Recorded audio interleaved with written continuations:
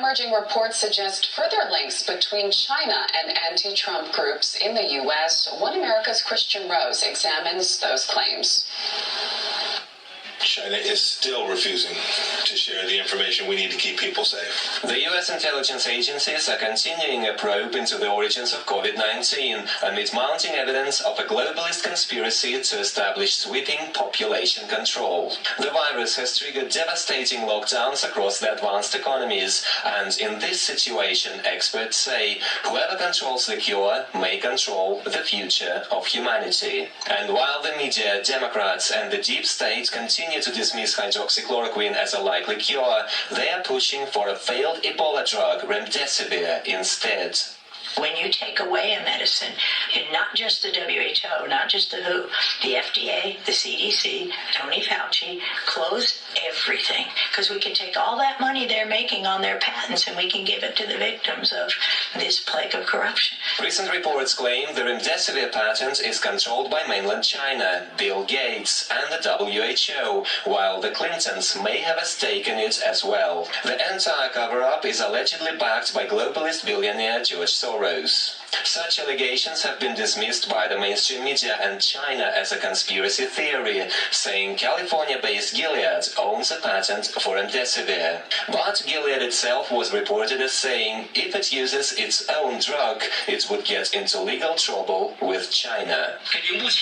According to the information we have now, Gilead Sciences indeed has applied for 8 patents, and 3 of them have been authorized. 5 of them are still under review.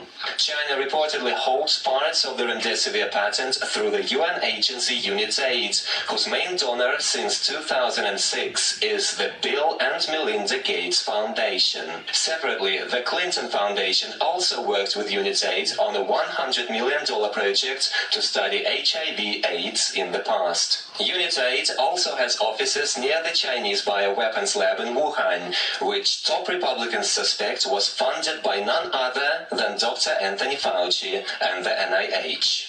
That was fooling around with these viruses. Prohibited.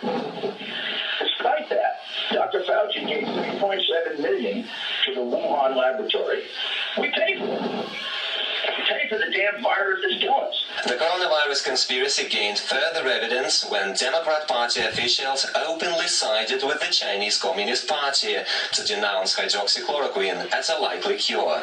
Chloroquine was developed in Germany in the 1930s, and most of it is made by German drug maker Bayer, which recently gave the US millions of pills for free to battle COVID-19. Some say Democrats attack the drug only because President Trump spoke in support of it. But others point to a foreign trade aspect of it, saying Democrats want to get the COVID cure from China, not Germany or the EU. This is not about COVID or about a virus. This is about gaining control over the human race and limiting population.